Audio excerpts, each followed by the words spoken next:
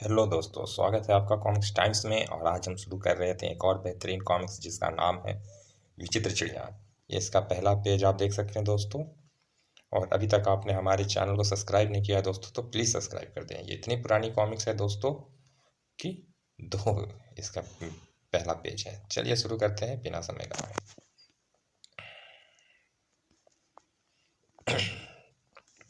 बहुत दिन हुए स्वर्ण नगरी में धनगुप्त नामक एक धनी सेठ जी रहते थे। सेठ जी को विचित्र वस्तुएं एकत्रित करने का बहुत शौक था। किसी भी विचित्र वस्तु को देखते ही उससे लेने के लिए उतावले हो जाते थे।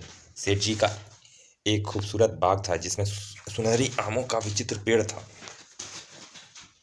सुनहरी आम के उस पेड़ को देखने के लिए दूर दूर से लोग आते थे। एक दिन ईरान का एक व्यापारी उस पेड़ को देखने आया। विचित्र सुनहरी आमों का पेड़, ऐसा पेड़ तो मैंने दुनिया में कहीं नहीं देखा। सेठ जी, कुछ सुनहरी आम मुझे दे दीजिए, मैं अपने देश में ले जाकर लगाऊंगा। क्षमा करना भाई, मैं इस पेड़ का एक आम भी किसी को नहीं दे सकता। सेठ जी, मेरी बात मान लीजिए, कहीं ऐसा ना हो कि आपको पछताना पड़े। सोच लीजिए, आपका और हमारा व्यापारिक संबंध है। इन सुनहरी आमों के लिए मैं व्यापार की भी चिंता नहीं करता।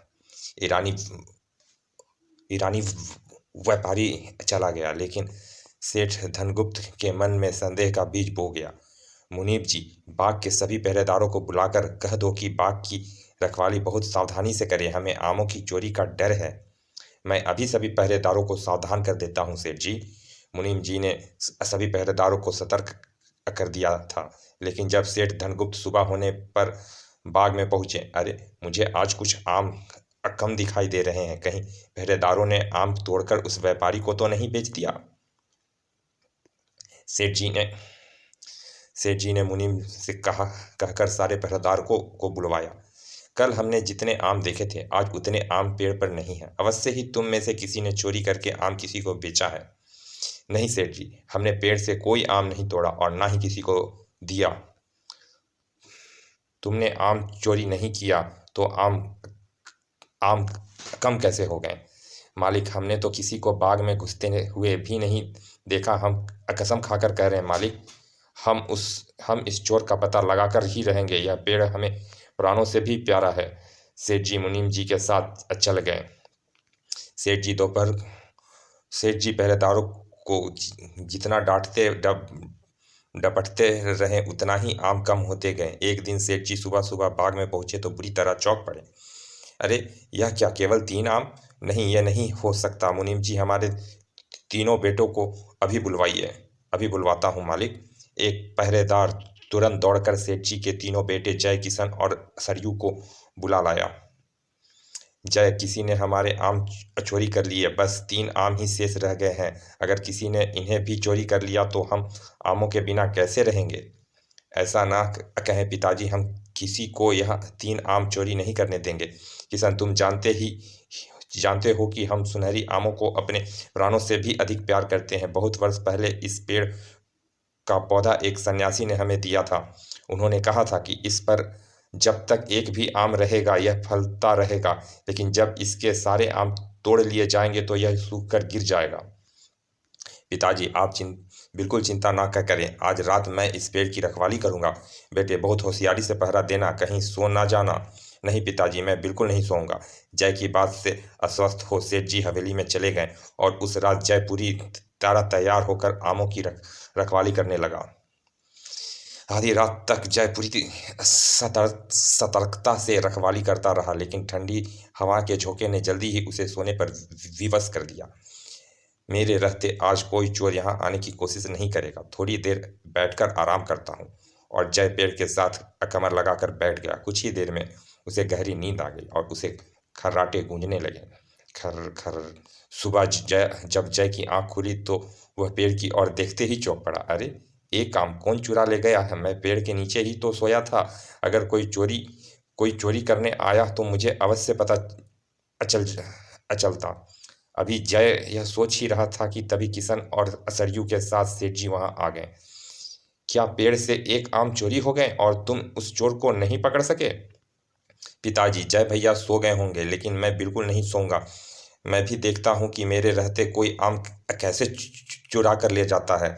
तुम भी उस चोर को नहीं पकड़ सकोगे। हमें लगता है अब इस आदित्य पेड़ का अंत आ गया है। पिताजी, आप इतना परेशान ना हो, मैं आज रात उस चोर को अवश्य पकड़ लूंगा। फिर सुनहरी आमों का पेड़ कभी सूखकर नहीं गिरेगा। और उस रात किशन सुनहरी आमों के पेड़ की रखवाली करने लगा। अरे, मेरे रहते चोर तो क्या, इसकी परछाई भी यहाँ नहीं आएगी। एक बार मेरे सामने आ जाए, एक ही वार में उसकी गर्दन अलग कर दूंगा। आधी रात बीत गई थी और घूमते घूमते किशन बहुत थक गया था। कुछ देर में वह भी गहरी नींद सो गया और जब जागा तो अरे बाप रे, सुबह हो गई और पेड़ से एक आम भी चोरी हो गया। अब पिताजी को क्या जवाब दूंगा। किशन सोच सोच कर परेशान हो रहा था कि तभी उसे सरयू के साथ आते हुए सेठ जी दिखाई दिए। अरे पिताजी इधर ही आ रहे हैं। हे भगवान, मुझे पिताजी के क्रोध से बचाना। शायद सेठ जी ने दूर से ही पेड़ पर एक आम देख लिया था। वो तेज कदमों से चलते हुए किशन के पास आया। ओह किशन, तुम भी उस चोर को नहीं पकड़ सके। अब पेड़ पर एक ही आम बचा है जिसे आज रात को कोई अवश्य चुरा कर लेगा और फिर उस पेड़ को कोई नहीं बचा सकेगा। पिताजी, जय और किशन तो बचपन से आलसी रहे हैं। इनके सो जाने से चोर को आमों की चोरी का मौका मिल गया होगा। लेकिन पिताजी, मैं ऐसा हरगिज नहीं होने दूंगा। मैं उस चोर को अवश्य पकड़ लूंगा। नहीं, अब मुझे किसी पर विश्वास नहीं रहा। तुम भी आम के चोर को नहीं पकड़ पाओगे। हाय, मेरा सुनहरा आमों का पेड़ अब नहीं रहेगा।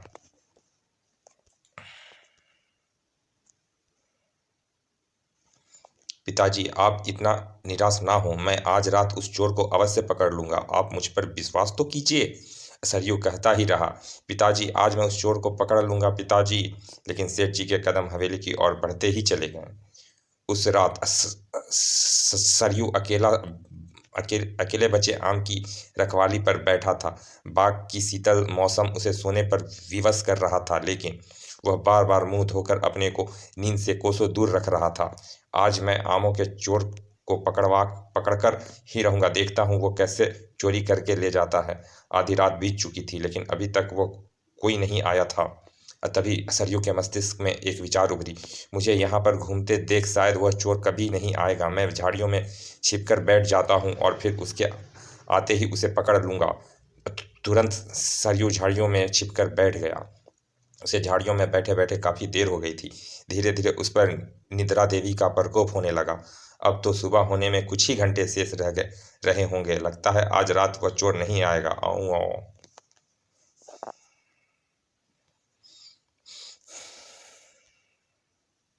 सरयू को नींद आने लगी थी, लेकिन वह पूरी तरह अपने को जगाए रखा रहा था।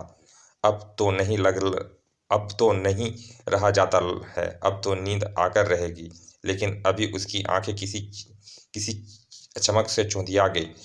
कोई सुनहरी चीज उड़ती हुई आम के पेड़ पर आकर ठहर गई थी। अरे, यह विचित्र सुनहरी चिड़िया कहाँ से आ गई। ऐसी चिड़िया तो मैंने कहीं देखी सुनी नहीं। अभी सरयू उस झाड़ी से निकलकर बाहर आता कि वह चिड़िया आम के पास पहुंच गई। शायद यही चिड़िया सुनहरी आमों को चुरा कर ले जाती है। लेकिन आज मैं इसे आम चोरी नहीं करने दूंगा। सरयू दौड़कर उस पेड़ के पास पहुंचा और उछलकर उसने सुनहरी चिड़िया को पकड़ लिया। आज आई हो हाथ में, बहुत चोरी करके आम खाए हैं। आज सारे आमों का हिसाब लिया जाएगा तुझसे। लेकिन तभी सुनहरी चिड़िया ने तेजी से पंख फड़फड़ाए और सरयू के हाथ से निकल गई। अरे, यह तो हाथ से निकल गई। पिताजी को पता चलेगा तो वो मुझ पर बहुत नाराज होंगे। लेकिन तभी सरयू का ध्यान अपने हाथ की तरफ गया। अरे, यह क्या, यह तो सुनहरी चिड़िया के पंख है। कितना सुंदर पंख है। मैं अभी जाकर पिताजी को दिखाता हूँ। और फिर सरयू तेजी से हवेली की ओर चल पड़ा। हवेली में पहुंचकर अभी वो सरयू कुछ कहता कि सेठ जी उसे देखते ही बोल उठे। सरयू, तुम यहाँ कैसे चले आए? अभी तो सुबह भी नहीं हुई। पिताजी, मैंने आमों के चोर को पकड़ लिया था, लेकिन वो मेरे हाथ से निकलकर उड़ गई। क्या कह रहे हो? हाथ से निकलकर उड़ गई? क्या कोई भूत प्रेत थी? नहीं पिताजी, वह एक सुनहरी चिड़िया थी। वही हमारे सुनहरे आमों को खा जाती थी। यह देखिए उसका सुनहरी पंख। सेठ जी उस पंख को हैरानी से देखने लगे। ओह, सुनहरी चिड़िया हमारे सुनहरे आम को खाती रही और हम उस ईरानी व्यापारी पर शक करते रहे। तभी सेठ धनगुप्त ने कुछ सोचा। अगर ऐसी सुनहरी चिड़िया मेरे पास हो तो दूर दूर से लोग उसे देखने आएंगे। फिर मेरा बहुत नाम होगा। यह सोचकर उन्होंने सरयू से कहा, सरयू, कहीं से तुम उस सुनहरी चिड़िया को लेकर आओ। उस विचित्र चिड़िया को लोग हमारे पास देखेंगे तो बहुत हैरान होंगे, फिर दूर दूर तक हमारा नाम होगा। लेकिन पिताजी, मैं उस सुनहरी चिड़िया को कैसे ला सकता हूँ? वह कहाँ रहती है इसका तो किसी को भी पता नहीं होगा। मैं कुछ नहीं जानता, तुम्हें कहीं से भी उस सुनहरी चिड़िया को लाना होगा। याद आया पिताजी, पेड़ पर एक आम तो बाकी बचा है। शायद कल रात फिर सुनहरी चिड़िया उस आम को खाने के लिए आए। अगर वह चिड़िया नहीं आई तो? ओह हो पिताजी, आप इतनी जल्दी परेशान क्यों हो जाते हैं? कल रात वो चिड़िया आएगी तो मैं उसे पकड़ लूँगा। सेठ जी बहुत मुश्किल से शांत हुए, लेकिन उन्हें सरयू पर यह विश्वास नहीं हुआ कि वह सचमुच उस सुनहरी चिड़िया को पकड़ लेगा। इसीलिए रात होते ही स्वयं जय किशन और सरयू के साथ झाड़ियों में छिपकर बैठ गए। लेकिन सुबह तक सुनहरी चिड़िया वहां नहीं आई। इसी तरह कई दिन बीत गए, लेकिन सुनहरी चिड़िया फिर नहीं आई। शायद वो उस दिन पकड़ लिए जाने से घबरा गई थी। उधर सेठ जी उस चिड़िया की चिंता में घुलते चले गए थे। सेठ जी की हालत दिन प्रतिदिन खराब होती गई तो एक दिन तीनों भाइयों ने मुनीम जी से विचार विमर्श किया। मालिक को पता नहीं क्या हो गया है, हर समय सोच में डूबे रहते हैं। अब तो भोजन भी बहुत थोड़ा खाते हैं। अब हमसे पिताजी का दुख नहीं देखा जाता। किसी ना किसी तरह से सुनहरी चिड़िया का पता लगाना ही पड़ेगा। हाँ भैया, अब तो पिताजी बहुत कमज़ोर हो गए हैं, हमें जल्दी ही कुछ करना चाहिए। क्यों ना हम तीनों कल सुनहरी चिड़िया की खोज में निकल पड़ें। आखिर कहीं ना कहीं तो वह सुनहरी चिड़िया मिलेगी। और यह विचार कर तीनों सेठ जी के कमरे में पहुँचे। पिताजी, हम तीनों भाइयों सुनहरी चिड़िया की खोज में जाना चाहते हैं, आप हमें बाहर जाने की आज्ञा प्रदान करें। नहीं नहीं, मैं तुम्हें कहीं जाने की आज्ञा नहीं दूंगा। पता नहीं सुनहरी चिड़िया किस देश में मिलेगी। तुम उसके लिए जाने कहाँ कहाँ भटकते फिरोगे।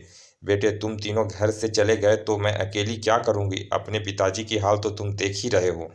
माँ, आप पिताजी की देखभाल करना, हम बहुत जल्दी ही लौट आएंगे। सेठ जी के बार बार मना करने पर भी वह तीनों सुनहरी चिड़िया की खोज में निकल पड़े। रात दिन चलते हुए तीनों घने जंगल में पहुंचे।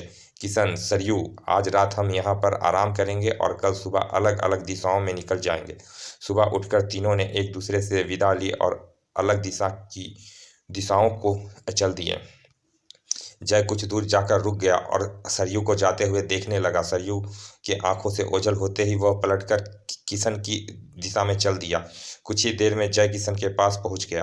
क्या बात है भैया, तुम क्यों लौट आए? किशन, सरयू जंगल की ओर गया है, वहां से उसका लौटना संभव नहीं होगा।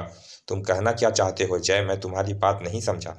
तुम भी बहुत भोले हो किशन। अरे जंगल में कोई जानवर सरयू को खा जाएगा और पिताजी चिंता में मर जाएंगे, फिर सारी संपत्ति हम दोनों की होगी। दोनों खुश होकर साथ साथ वापस चल दिए। उधर सरयू निर्भीक घने जंगल में बढ़ता जा रहा था।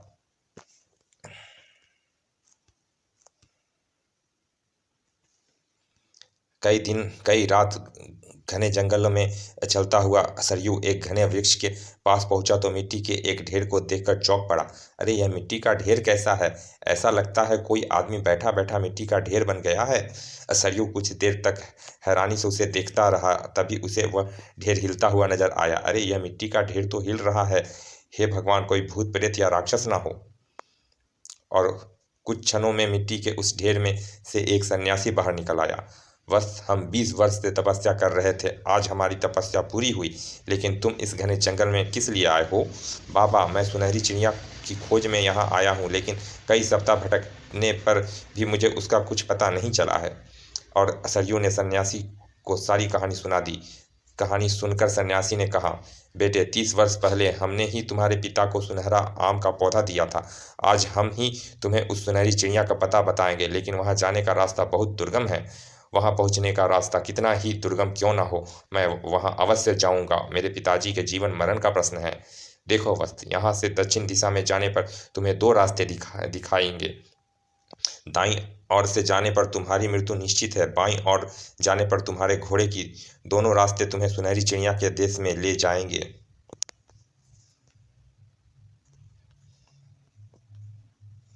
सन्यासी से सन्यासी से विदा लेकर सरयू दक्षिण दिशा की ओर चल दिया।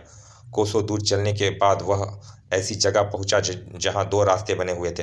अच्छा, तो यहाँ से दो रास्ते अलग अलग दिशाओं के जाते हैं। और फिर उसने बाएं रास्ते पर घोड़ा मोड़ दिया। चल भाई दोस्त, आज तुझे ही मेरे लिए अपना बलिदान देना पड़ेगा। वह कुछ दूर ही चला था कि उसने एक विचित्र राक्षस को पेड़ पर लटके देखा, और अभी सरयू संभल पाता कि उसने घोड़े को पकड़कर उठा लिया। हिन हिन हिन हिन। ओह, सरयू के देखते ही देखते उस विचित्र राक्षस ने घोड़े को खाना शुरू कर दिया। ओह, आज बहुत दिनों के बाद इतना तगड़ा घोड़ा खाने को मिला है। नहीं, तुम मेरे घोड़े को नहीं खा सकते, इसे छोड़ दो, नहीं तो मैं तुम्हें मार दूंगा। यह मेरा भोजन है, मैं इसे अवश्य खाऊंगा। तुम्हें सन्यासी ने पहले ही बताया था, फिर तुम इस रास्ते पर क्यों आए? कुछ ही देर में वह घोड़े को खाकर पेड़ से उतरकर चल दिया। सरयू उसके पीछे लपका। ठहरो ठहरो विचित्र राक्षस ने गुस्से में कहा। क्या बात है, तुम मेरे पीछे क्यों आ रहे हो? तुमने मेरे घोड़े को मार दिया, अब मैं सुनहरी चिड़िया की खोज में कैसे जाऊंगा? मैं क्या जानूं, मुझे एक सन्यासी ने श्राप दिया है, इसीलिए मैं केवल घोड़े का ही मांस खा सकता हूँ। बहुत दिनों से इधर कोई घोड़ा आया नहीं था, मैं भूख से मर रहा था, इसीलिए मैंने तुम्हारा घोड़ा खा लिया। लेकिन तुम सुनहरी चिड़िया को क्यों खोज रहे हो? सरयू ने विचित्र राक्षस को सुनहरी चिड़िया की सारी कहानी सुनाई। अरे हाँ, सन्यासी ने कहा था कि जब मैं किसी की सहायता करूंगा तो यह श्राप नष्ट हो जाएगा। अच्छा, मैं तुम्हें सुनहरी चिड़िया के देश में ले चलता हूँ। अनेक नदियां और पर्वतों को पार कर विचित्र राक्षस एक विशाल पत्थर के महल के पास उतरा। इस देश के राजा के महल में सुनहरी चिड़िया रहती है, तुम वहां जाकर उस चिड़िया को ला सकते हो। मैं यहीं पर तुम्हारी प्रतीक्षा करूंगा। महल के बाग में तुम्हें सुनहरी चिड़िया के पिंजरे में बंद मिलेगी। तुम पेड़ पर चढ़कर पिंजरे में से उसे निकाल लेना, लेकिन उस पिंजरे को नहीं लाना, नहीं तो तुम भारी मुसीबत में फंस जाओगे। सरयू को महल में घुसकर भीतर जाने में कोई परेशानी नहीं हुई, क्योंकि सभी पहरेदार सो रहे थे। महल में इधर उधर घूमता हुआ सरयू आखिर उस बाग में सुनहरी चिड़िया तक पहुंच ही गया। अरे सचमुच, यहाँ तो वही सुनहरी चिड़िया है, अब बचकर कहाँ जाएगी? पेड़ पर चढ़कर सरयू ने पिंजरे में से उस चिड़िया को निकाल लिया।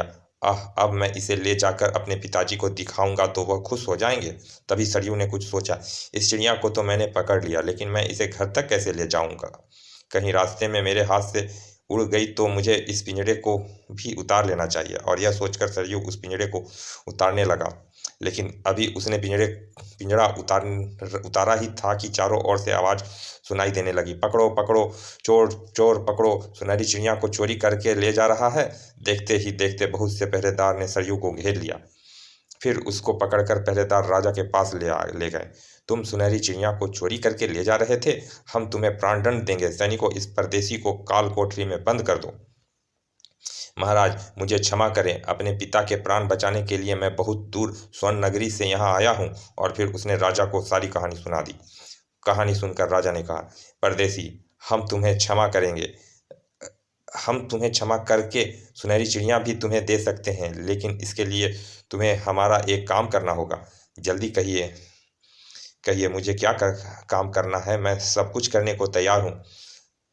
7 समुंदर पार राक्षस नगरी के राजा भीकासुर के पास एक सुनहरी घोड़ा है, तुम्हें वह घोड़ा हमें लाकर देना होगा।